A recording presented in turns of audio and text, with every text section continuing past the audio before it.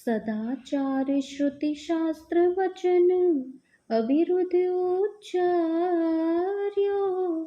नीरखीर विव रत्न परम हंस नहीं उर्धार्यो। भगवत कृपा प्रसाद परम गति ही तन पाई। राज सिंहासन बैठे ज्ञाति परतीति दिखाई। वर्णाश्रम अभिमान तजी पति रजबंद ही जा सुखी। संदेश ही ग्रंथि खंडन निपुण वाणी विमल रैदास की। मेरे परम आराध्य श्री कृष्ण को नमन करते हुए मैं रैदास जी का भक्त चरित्र आप लोगों को सुनाऊंगी, तो कृपया सभी लोग श्रवण करिए बड़े ही ध्यान से। श्री रैदास जी का जो है हम भक्त चरित्र आज सुनने वाले हैं, तो ध्यान लगा के सुनिएगा। संत शिरोमणि रैदास जी निर्मल वाणी संदेश ग्रंथियों को खोलने में पूर्ण समर्थ है। श्री रैदास जी जो भी कहा वह सदाचार स्मृति वेद शास्त्रों अनुकूल ही है। उन्होंने नीर शीर अर्थात सत और असत का विवरण करने वाला परमहंसों का भाव अपने हृदयों में धारण किए तथा सार असार का निर्णय करने वाली उनकी वाणी को परमहंसों ने अपने हृदय में धारण किया है। आपने अपनी इसी मर्त्य शरीर से भगवान कृपा और परम श्रेष्ठ गति प्राप्त की है। राज सिंहासन पर बैठकर अपने शरीर में सोने का यज्ञो पवित्र दिखाकर अपने पूर्व जन्म ब्राह्मण जाति विश्वास लोगों को दिलाया। महान पुरुषों ने अपने ऊंचे वर्ण एवं आश्रम के अभिमान को छोड़कर जिनकी चरण धूलि वंदना की है, उन श्री रैदास जी की वाणी शंकाओं खंडन करने में अति चतुर है। संत श्री रैदास जी का संक्षेप में परिचय कुछ इस प्रकार है। श्री रैदास जी की जन्म कथा जानते हैं। सबसे पहले हम आचार्य श्री स्वामी रामानंद जी का एक ब्रह्मचारी शिष्य था। तो इनके जो श्री स्वामी हैं वो है रामानंद जी। इनके एक ब्रह्मचारी शिष्य थे। वह नित्य आटे की चुटकी ब्राह्मणों के यहाँ से मांग कर लाते थे। उसी से ठाकुर जी का भोग लगाते थे और साधु सेवा होती थी। मार्ग में एक बनिए की दुकान थी। वह बनिया प्रायः नित्य ब्रह्मचारी से कहता था कि आप मेरा सीधा सामान भी स्वीकार करो। इस प्रकार उसने 10-20 बार कहा, परंतु नियम के विरुद्ध उस बनिए से सामान लेना ब्रह्मचारी जी ने स्वीकार नहीं किया। एक दिन बड़े जोर की वर्षा हो रही थी। चुटकी मांग कर लाना संभव नहीं था। अतः उस बनिए ने ब्रह्मचारी जी ने जो भी आवश्यक था सीधा सामान ले लिया।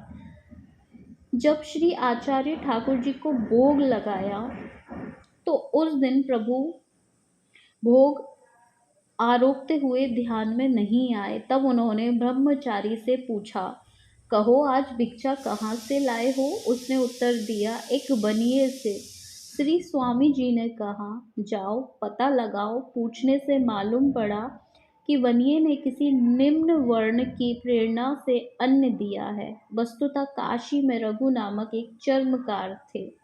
पूछने पर किसी सज्जन ने उनसे कहा कि तुम्हारी भिक्षा स्वामी श्री रामानंदाचार्य स्वीकार कर ले तो निश्चय ही तुम्हें संतान लाभ हो सकता है। अतः विश्वास पूर्वक पुत्र की कामना से उसने बनिए के माध्यम से स्वामी जी के पास तक भिक्षा पहुंचाई थी। वस्तु स्थित ज्ञात होने पर अपने ब्रह्मचारी शिष्य को श्री स्वामी जी ने बड़ा भारी शाप दिया कि तूने मेरी बात नहीं मानी, निम्न वर्ण की भिक्षा ली, अतः जाकर उसी धर्म में जन्म लो।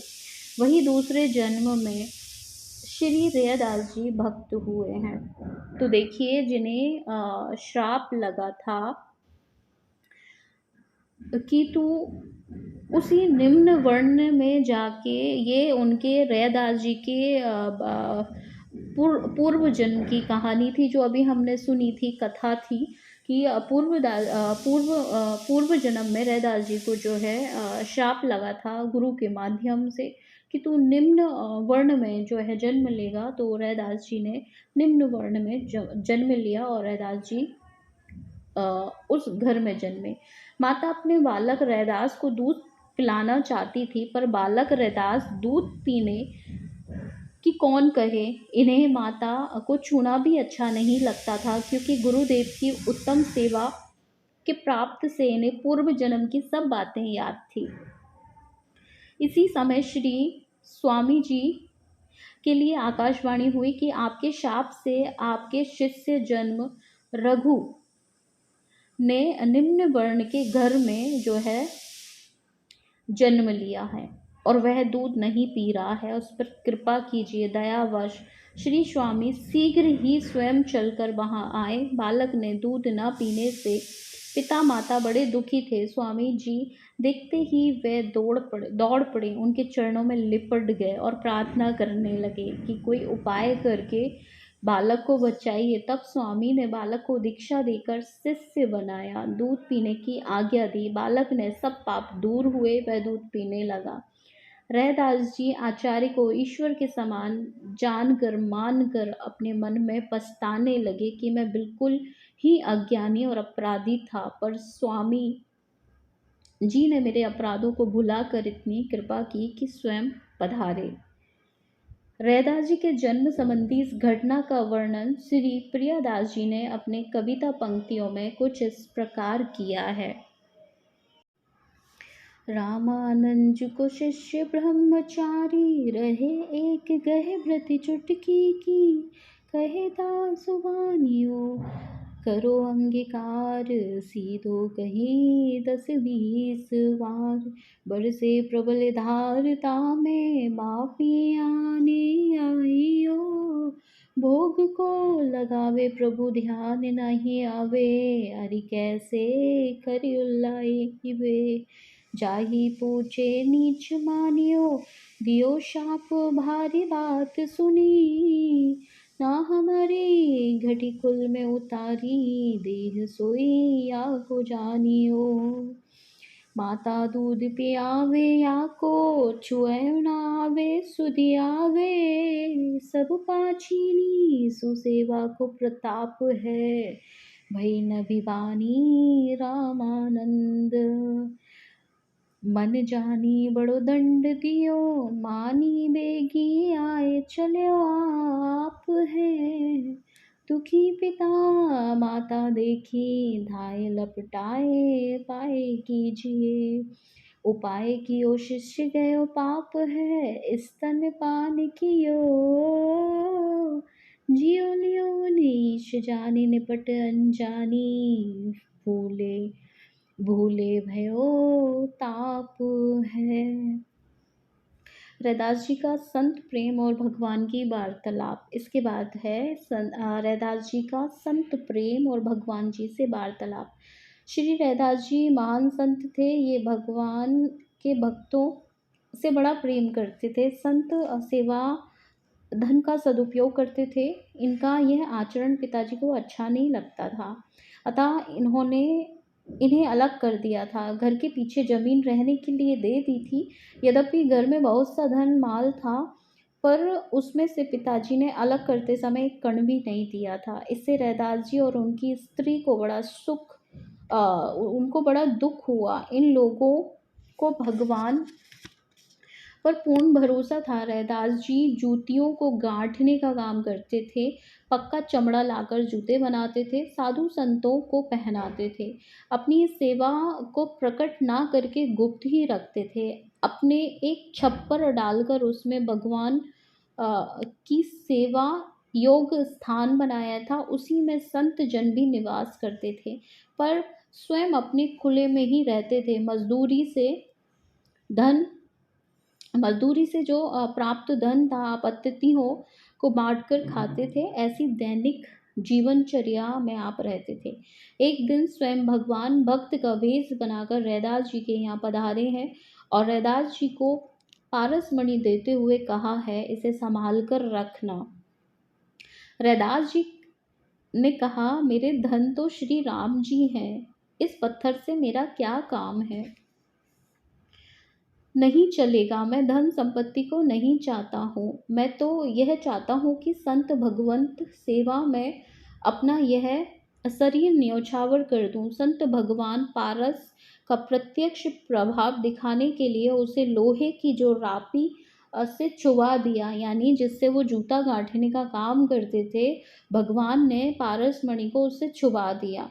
वह सोने की हो गई। फिर पारस देखकर रैदास जी बोले, आप कृपा करके इसे रख लो, आवश्यकता पड़ने पर इसे निकाल लेना। तब रैदास जी ने कहा, यदि आप नहीं मानते हो तो इसे ठाकुर जी की छप्पर में रख दो, जब इच्छा हो तब निकाल देना। यानी जो उनका छप्पर था, घर था, हम जिसको घर बोलते हैं छप्पर, उस पे आप इसको टांग जाओ। और रैदास जी ने तो यहाँ तक कि कहा था कि आपने तो मेरा जूता गांठने का जो वो मुझे दूसरा खरीदना पड़ेगा, क्योंकि वो आपने सोने का कर दिया, अब ये मेरे कोई काम का नहीं है।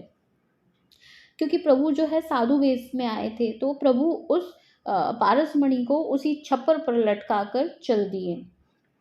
साधु वेशधारी भगवान श्याम सुंदर 13 मास बीत जाने के बाद फिर रैदास जी के यहाँ आए और बड़े प्रेम से बोले, कहिए रैदास जी, पारस का प्रयोग करके क्या सेवा की। रैदास जी बोले, जहाँ आप रख गए थे वहीं रखा होगा, आप उसे ले लीजिए। श्री रैदास जी की ऐसी बात सुनकर पारस को लेकर वे चले गए। अब इसके बाद भगवान को कोई नई लीला रचनी पड़ी, उसे सुनिएगा। प्रातःकाल जब रैदास जी ठाकुर सेवा करने जाते तो नित्य 5 मोहरें वहां मिलती, जहाँ पे लाला विराजमान थे।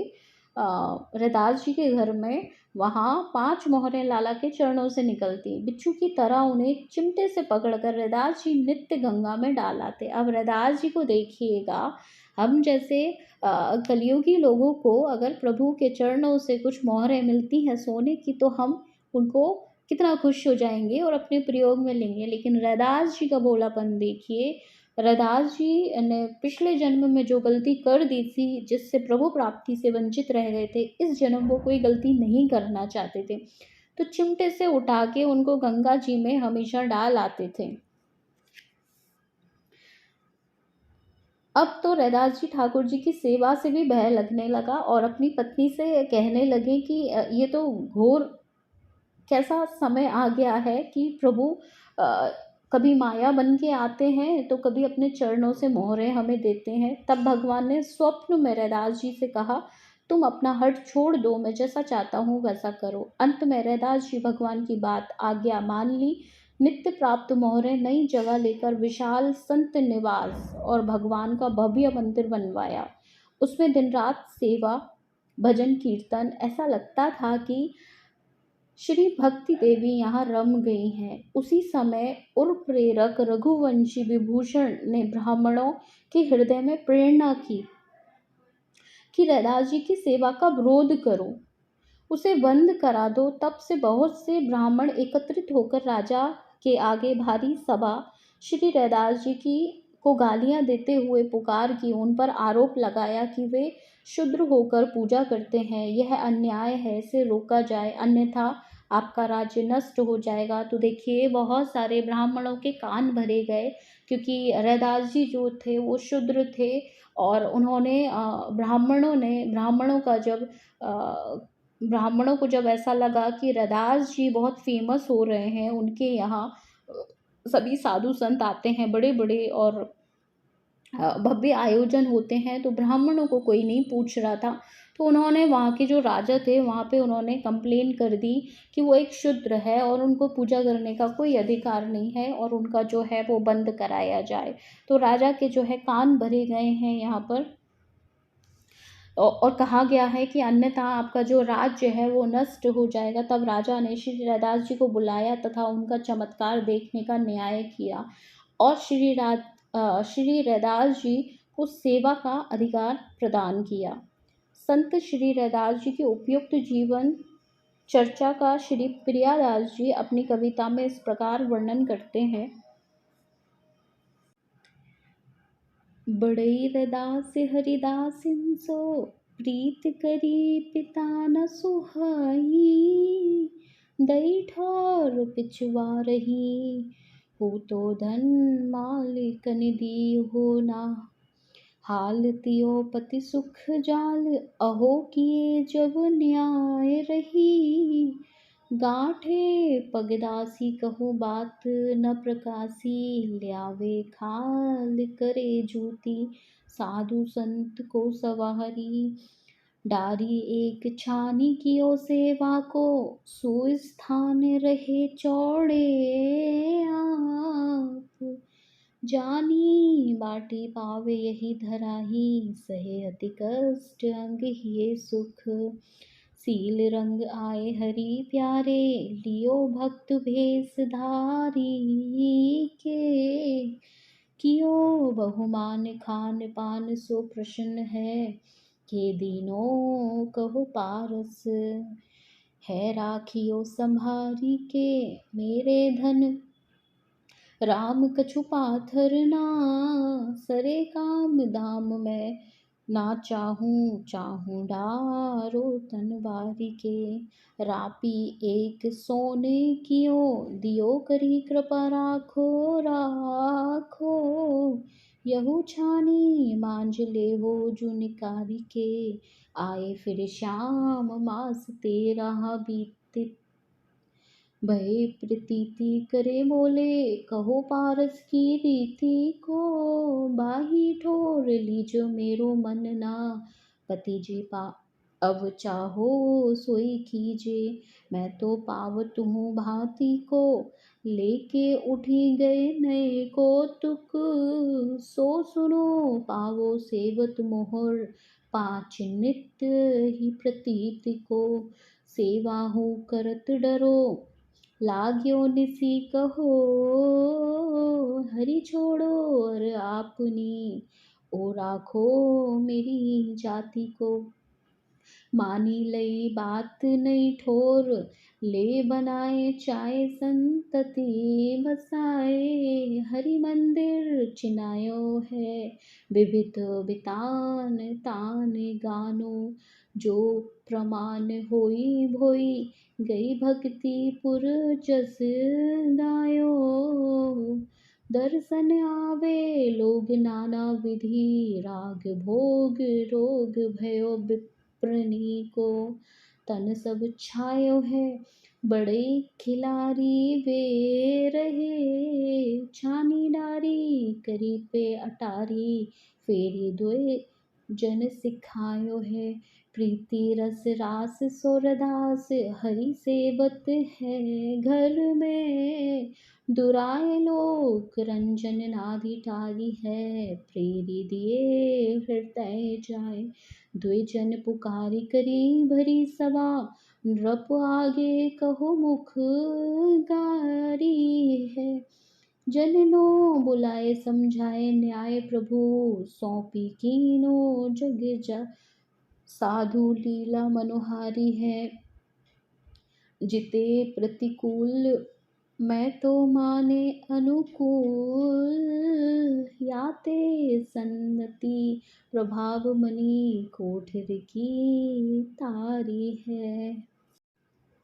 तो श्री प्रियादास जी अपनी कविताओं के माध्यम से श्री रैदास जी का भक्त चरित्र बताना चाहते हैं पूरे दुनिया वालों को कि रैदास जी के घर कैसे प्रभु आए, कैसे उन्होंने लीला की और कैसे उन्हें समझाया कि आपको जो काम मैं दे रहा हूँ, कह रहा हूँ, उससे संतों की सेवा करो। ऐसे करके रैदास जी को प्रभु की प्राप्ति हुई और राजा और राजा और उनके बीच की क्या स्टोरी है, तो देखिए अभी तो मुझे याद नहीं आ रही है, लेकिन स्टोरी शायद ये थी कि एक जो जिस श्री विग्रह को रैदास जी पूजते थे, ब्राह्मणों ने शर्त लगाई थी कि ये श्री विग्रह को हम बीच में रखेंगे जिसकी पूजा रैदास जी करते हैं, और एक तरफ ब्राह्मण बैठेंगे और एक तरफ रैदास जी बैठेंगे, और अपनी अपनी योजनाओं से प्रभु को मनाएंगे। तो प्रभु वो श्री विग्रह जिसके पास भी चल के आ जाएगा, समझेंगे वही इंसान सच्चा है। तो जितने भी पाठी ब्राह्मण थे जिन्होंने वेद पाठ किए, सुबह से शाम जप तप यज्ञ किए, प्रभु की जो श्री विग्रह थे वो वहाँ से टस से मस नहीं हुआ। और जैसे ही रैदास जी ने प्रभु को पुकारा, तो जिस श्री विग्रह की रैदास जी पूजा करते थे, वो श्री विग्रह जो है रैदास जी की गोद में आके बैठ गए। तो ऐसे करके राजा ने ये चमत्कार देखा, और राजा ने न्याय किया कि यथावत आप जैसे भी अपनी सेवा कर रहे थे वैसे करें। यहाँ पे ब्राह्मण हारे हैं, रैदास जी जीते हैं और अपनी भक्ति का प्रमाण दिया है। वैसे तो भक्त को भक्ति का प्रमाण देना नहीं पड़ता है, लेकिन प्रभु खुद अपने भक्त की लाज बचाने आते ही हैं। तो ऐसे हमारे भक्त, प्रभु के प्रेमी भक्त रैदास जी का भक्त चरित्र था। मुझसे बहुत सारी गलतियाँ हुई होंगी, मुझे कृपया करके क्षमा करिएगा। और ऐसे ही डेली मैं एक भक्त का भक्त चरित्र आपको वीडियो के माध्यम से भी सुनाऊँगी। तो हम मिलेंगे किसी और भक्त के साथ। तब तक सबको श्री कुंज बिहारी श्री हरिदास। राधे राधे।